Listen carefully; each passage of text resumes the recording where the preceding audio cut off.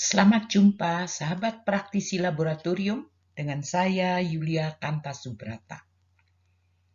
Pada kesempatan kali ini akan dibahas studi kasus dari estimasi ketidakpastian pada pengujian kadar padatan terlarut total atau lebih dikenal dengan TSS.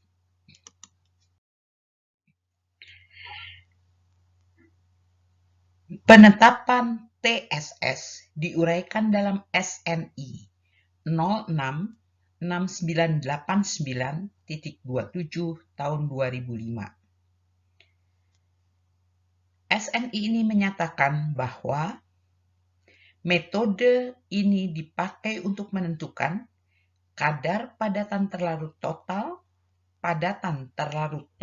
yang menguap, dan padatan terlarut total yang terikat dalam air atau air limbah secara gravimetri. Di dalam ringkasan dari metodenya, pertama-tama disiapkan kertas saring dengan memasukkan kertas saring ke dalam alat penyaring dan menghubungkan alat saring dengan pompa penghisap dan membilas dengan air suling sebanyak 3 kali, masing-masing menggunakan 20 ml air suling. Penghisapan dilanjutkan untuk menghilangkan seluruh kotoran yang halus dalam kertas saring. Setelah itu, air hasil pembilasan dibuang dan kertas saring siap untuk digunakan pada pengujian padatan terlarut. Setelah itu dipersiapkan cawan. Cawan yang telah dibersihkan dipanaskan pada suhu 180 derajat Celcius plus minus 2 derajat Celcius selama 1 jam di dalam oven.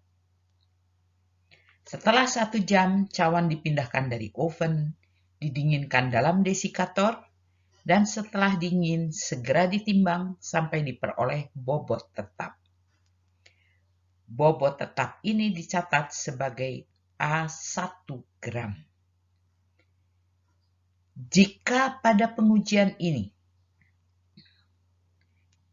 akan dilakukan juga pengujian padatan terlarut total yang menguap, maka cawan harus dimasukkan ke dalam tanur pada suhu 550 derajat Celcius selama 60 menit. Setelah 60 menit, cawan dikeluarkan dari tanur, didinginkan dalam desikator, dan setelah dingin segera ditimbang sampai diperoleh berat tetap atau bobot tetap dan dicatat sebagai A2 gram. Langkah yang ketiga adalah melakukan pengujian untuk padatan terlarut total. Pertama-tama, contoh uji dikocok hingga homogen, kemudian dipipet 100 ml contoh uji, dimasukkan ke dalam alat penyaring yang telah dilengkapi dengan alat pompa penghisap dan kertas saring. Setelah contoh tersaring semuanya, kertas saring dibilas dengan air suling sebanyak 10 ml dan dilakukan 3 kali pembilasan. Setelah selesai, seluruh hasil saringan dipindahkan, termasuk air bilasan, ke dalam cawan yang telah mempunyai bobot atau berat tetap tadi. Kemudian, cawan berisikan hasil saringan diuapkan hingga kering pada pengenangan air, dan selanjutnya cawan yang berisi padatan terlarut yang sudah kering dimasukkan ke dalam oven pada suhu 180 derajat Celcius selama tidak kurang dari 1 jam. Setelah 1 jam, cawan dipindahkan dari oven, didinginkan dalam desikator, dan setelah dingin segera ditimbang sampai diperoleh bobot tetap. Bobot tetapnya ini dicatat atau diberi notasi sebagai B gram. Yang terakhir adalah melakukan pengujian untuk padatan terlarut total yang menguap. Langkah pengujian padatan terlarut total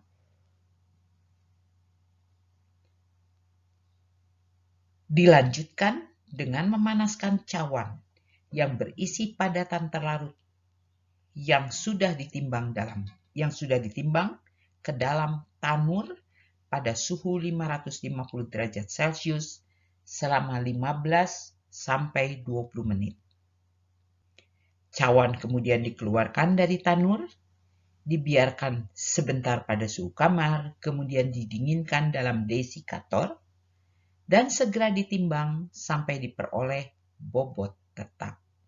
Dicatat sebagai C gram. Nah, jadi sebagai langkah pertama dibuat model sistem pengujian dari apa yang tertera di dalam SNI tadi. Dalam model sistem pengujiannya, pertama-tama kita siapkan kertas saring dan alat saring, kemudian kita timbang cawan kosong yang beratnya diberi notasi A1 atau A2, tergantung jenis pengujiannya. Kemudian dipipet 100 ml sampel yang disaring menggunakan kertas saring dan alat saring yang sudah disiapkan di atas dan filtrat hasil penyaringan serta juga hasil pembilasan dimasukkan ke dalam cawan yang sudah ditimbang yang mempunyai bobot sebesar A1 gram tadi. Cawan kemudian dikeringkan pada penangas air dan dilanjutkan pengeringannya pada 108 derajat Celcius sampai diperoleh bobot tetap. Dan ini yang dicatat sebagai atau diberi notasi sebagai B. Pengeringan dapat dilanjutkan pada 550 derajat Celcius sampai diperoleh bobot tetap C. Dari data A1, A2, B, dan C dapat dilakukan perhitungan total suspended solid atau TSS, TSS yang terikat, dan TSS yang menguap. Sebagai langkah kedua, tuliskan rumus atau formula untuk mencari atau untuk menghitung TSS tadi. Kadar padatan terlarut total atau TSS adalah B dikurangi A1 dikalikan 10 pangkat min 6 dibagi mililiter contoh yang dipipet. Sedangkan kadar padatan terlarut total yang terikat dihitung sebagai C dikurangi A2 dikalikan 10 pangkat 6 dibagi mililiter contoh yang dipipet. Sedangkan kadar padatan terlarut total yang menguap nanti dihitung sebagai selisih dari kadar padatan terlarut total dikurangi kadar padatan terlarut total yang terikat. Apa arti notasi A1, A2, B, dan C dituliskan di bawah ini?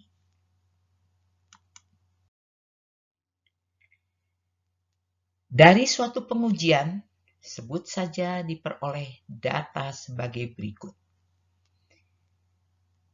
A1 46,9696 gram, B-nya 47,1287 gram. Maka dari A1 dan B bisa dihitung nilai TSS menggunakan formula atau rumus yang tadi sudah diungkapkan dan diperoleh nilai TSS 1591 ppm atau miligram per liter. Hal yang sama dilakukan pada saat laboratorium mencari kadar TSS yang terikat dari data A2, yaitu berat tetap dari cawan kosong setelah mengalami pemanasan pada tanur 550 derajat Celcius. Dan juga dari data C, yaitu berat tetap cawan yang di dalamnya ada TSS setelah cawan dan TSS dipanaskan pada tanur dengan suhu 550 derajat Celcius. Dengan rumus yang dikemukakan pada langkah kedua tadi, dapat dihitung di sini TSS yang terikat adalah 1208 ppm. Dan dari kedua data, 1591 sebagai TSS dan data TSS yang terikat sebesar 1208 ppm, dapat dihitung TSS yang menguap sebesar selisih antar keduanya. Di sini diberikan sebagai data hasil pengujian besarnya 383 mg per liter atau ppm. Nah, berdasarkan rumus yang tadi sudah dituliskan pada langkah kedua, diulangi di sini rumusnya, digambarkan fishbone. Jadi fishbone ini mempunyai tulang utama B dan A1 serta V contoh. Tapi fishbone bukan hanya terdiri dari apa yang ada pada rumus. Fishbone adalah rumus plus-plus. Semua yang tidak ada pada rumus, tapi memberikan kontribusi pada ketidakpastian, harus digambarkan sebagai tulang utama tambahan. Dan seperti pernah diungkapkan sebelumnya, tulang utama tambahan presisi metode harus selalu tergambarkan.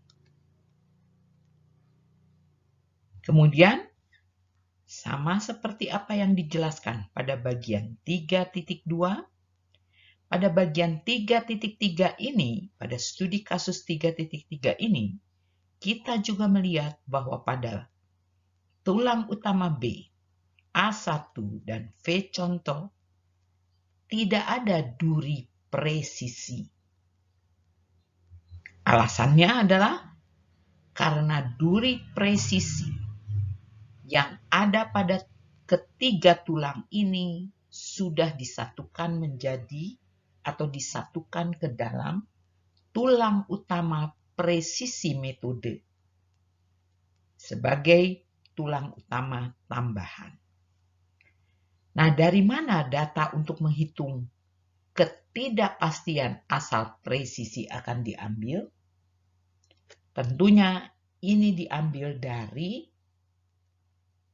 data hasil ulangan pengujian terhadap TSS.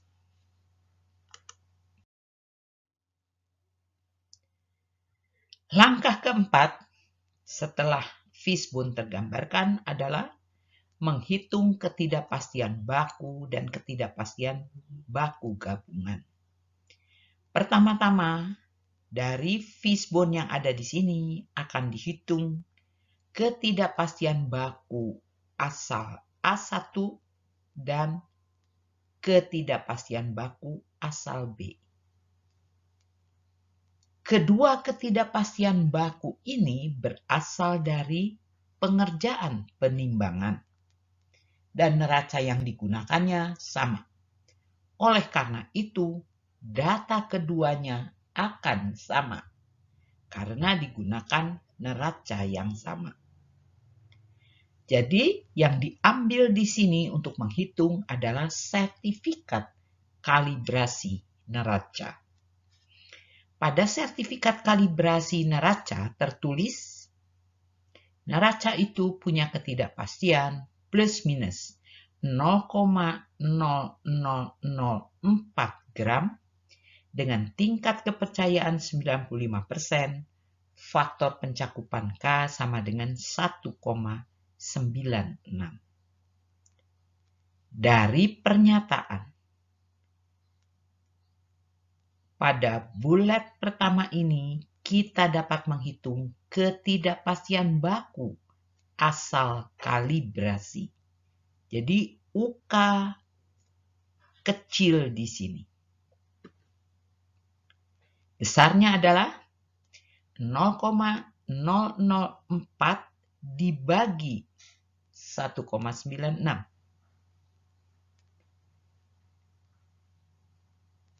Dihasilkan angka sebesar 0,000204 gram. Kemudian, kita hitung ketidakpastian baku gabungan dari B dan ketidakpastian baku gabungan dari A1. Yang tidak lain adalah penjumlahan dari dua ketidakpastian baku asal K atau UK. Maka di sini ada hitungannya. Untuk UA1 adalah nilai 0,000204 dikuadratkan dikalikan 2. Karena ini ada 2 duri K, ditarik akarnya. Dan hasilnya adalah 0,000209 gram. Tadi sudah dikatakan bahwa ketidakpastian baku asal B nilainya akan sama dengan ketidakpastian baku asal A1 karena neraca yang digunakan sama. Oleh karena itu, dimasukkan pula di sini nilai ketidakpastian baku asal B sebesar angka tersebut 0,000209 gram. Sebelum kita menjumlahkan seluruh ketidakpastian, kita masih harus mencari dulu ketidakpastian baku asal volume contoh dan ketidakpastian baku asal presisi metode.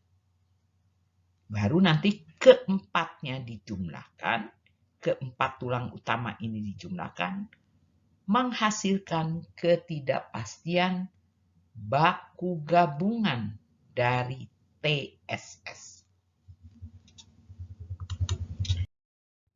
Kita beranjak pada ketidakpastian baku asal V contoh. Contoh di pipet sebanyak 100 ml menggunakan vol pipet. Pabrik pembuat pipet mencantumkan angka ketidakpastian dari pipet sebesar plus minus 0,08 mili tanpa menyebutkan berapa tingkat kepercayaannya. Oleh karena itu, ketidakpastian baku asal kalibrasi pipet adalah nilai yang dinyatakan pabrik dibagi akar 3. Masih ada satu duri yang harus dihitung, yaitu ketidakpastian baku asal efek temperatur pada pipet yang digunakan. Diketahui bahwa temperatur laboratorium bervariasi plus minus 4 derajat Celcius dari temperatur kalibrasinya. Koefisien Mouet volume dari air adalah 2,1 kali 10 pangkat min 4 derajat Celcius min 1. Maka ketidakpastian baku asal efek temperatur dari volume pipet adalah 4 derajat Celcius dibagi akar 3 dikalikan koefisien Mouet volume dari air dikalikan volume pipetnya. Dan dihasilkan angka 0,007 ml. Kita harus gabungkan ketidakpastian baku asal kalibrasi pipet dengan ketidakpastian baku asal efek temperatur untuk mendapatkan ketidakpastian baku gabungan asal volume contoh. Maka di sini keduanya kita gabungkan karena satuannya sama-sama mililiter. Kita dapat menggunakan aturan 1. Jadi, angka 0,0462 dikuadratkan, angka 0,007 dikuadratkan, kuadratnya dijumlahkan, ditarik akarnya. Dan didapat ketidakpastian baku asal volume contoh yang diambil dengan pipet sebesar 0,0467 ml.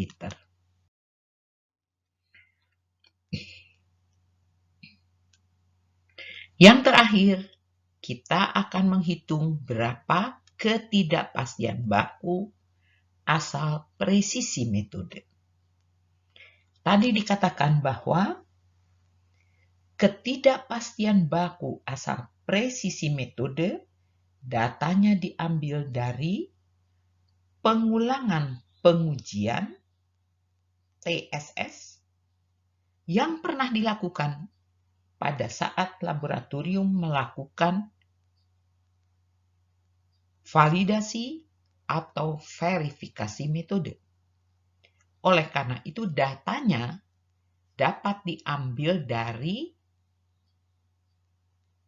rekaman data verifikasi atau validasi, dan dari rekaman itu diperoleh data dari presisi metode yang dinyatakan dalam standar deviasi relatif atau relatif standar deviasi RSD sebesar 0,1%. Berarti U presisi di sini bukan dinyatakan dalam bentuk UX, tapi sudah dalam bentuk UX dibagi X. Karena ini adalah bentuk relatifnya RSD. Jadi kita masukkan di sini U presisi adalah 0,001 tanpa satuan.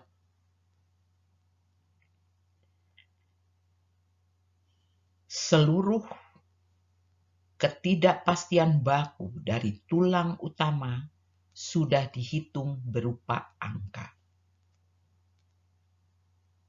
Namun apabila diperhatikan, keempat angka ini punya satuan yang tidak sama. UA dan UA1 dan UB satuannya gram. Tetapi U ketidakpastian baku dari volume contoh mililiter. Dan ketidakpastian baku dari presisi metode karena sudah dalam bentuk relatifnya tidak bersatuan. Karena satuan keempatnya tidak sama, maka sebelum dijumlahkan keempatnya, satuannya harus dibuat sama terlebih dahulu. Dengan cara apa? Dibagi dengan nilainya. Jadi dalam hal ini harus dibuat tabel yang pada kolom pertama dicantumkan asal ketidakpastiannya, misalnya A1 dan B, V contoh dan presisi. Itu adalah asal ketidakpastian. Berapa tadi nilai ketidakpastian baku yang sudah dihitung? Cantumkan apa yang sudah tadi dihitung, berikut satuannya. Dan cantumkan juga berapa nilai A1, berapa nilai B, berapa nilai V. Tadi nilai-nilai ini didapat dari data hasil pengujian atau hasil apa yang diamati dalam pengujian. Beserta satuannya juga. Dari sana dihitung UX dibagi X. Jadi kolom 2 dibagi dengan kolom keempat. Ini adalah nilai dari UX dibagi X. Setelah itu baru dikuadratkan. Dan satu hal, untuk ketidakpastian baku asal presisi. Yang dihitung tadi sudah berupa UX dibagi X. Jadi angkanya langsung masuk ke kolom ke-6. Langsung dikuadratkan, kemudian keseluruhan kuadrat ini dijumlahkan, ditarik akarnya. Dan perhitungan yang terakhir ini menggambarkan bentuk relatif dari ketidakpastian baku TSS yang dibagi dengan TSS-nya. Karena ini adalah penjumlahan dari UX dibagi X. Otomatis apa yang dihasilkan di sini adalah UTSS dibagi TSS. Padahal kita tahu TSS-nya adalah 1591 ppm. Maka dengan demikian kita bisa mencari berapa nilai ketidakpastian baku dari TSS. Hanya tinggal mengalihkan apa yang kita peroleh tadi di sini 0,0011 dikalikan dengan 1591. Kalau bentuk relatifnya di sini tidak bersatuan, karena dikalikan dengan TSS yang satuannya ppm atau miligram per liter, otomatis UTSS-nya menjadi bersatuan. Cara perhitungan yang sama seperti ini diterapkan untuk menghitung ketidakpastian baku dari TSS terikat. Dan kemudian apabila kita sudah mengetahui ketidakpastian baku dari TSS dan ketidakpastian baku dari TSS yang terikat, yang keduanya diberikan dalam satuan ppm, maka kita bisa menghitung berapa ketidakpastian baku TSS yang menguap dengan cara melakukan perhitungan kuadrat dari keduanya ini, menjumlahkan dan menarik akarnya. Jadi, karena memang bersatuan sama, aturan yang digunakan tidak perlu aturan dua seperti di atas, seperti pada kedua tabel di atas, yaitu menjumlahkan bentuk relatifnya, tapi langsung bisa dilakukan dengan menjumlahkan kuadrat dari kedua nilai, karena memang keduanya punya satuan yang sama. Dan dari sini kita dapatkan ketidakpastian baku. TSS menguap sebesar 1,5 mg per liter atau ppm. Langkah ke-6, langkah terakhir adalah menghitung ketidakpastian diperluas. Untuk menghitung ketidakpastian diperluas, laboratorium menggunakan tingkat kepercayaan 95% dengan faktor pencakupan K sama dengan 2. Jadi, U besar, notasinya sekarang menjadi U besar untuk ketidakpastian diperluas, adalah 2 dikalikan ketidakpastian bakunya masing-masing.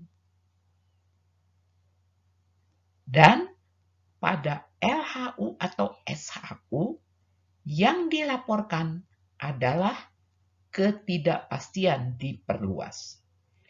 Jadi demikianlah bentuk pelaporan yang dibuat pada SHU atau LHU.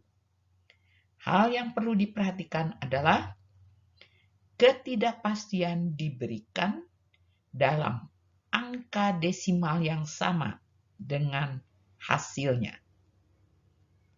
Jadi, kalau satu angka di belakang koma, maka ketidakpastiannya pun harus satu angka di belakang koma. Dan nyatakan bahwa hasil uji ini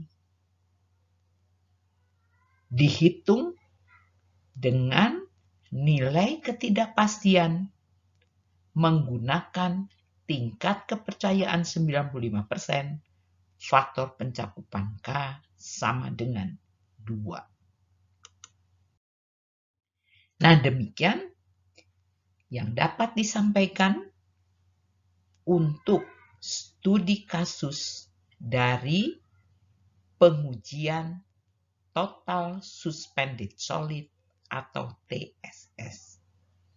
Mudah-mudahan apa yang telah disampaikan dapat bermanfaat dalam menunjang pekerjaan praktisi laboratorium sehari-hari. Jangan lupa subscribe, like, and share untuk dapat memperoleh video-video berikutnya. Tuliskan juga komen sahabat pada kolom komentar. Sampai jumpa di video yang akan datang.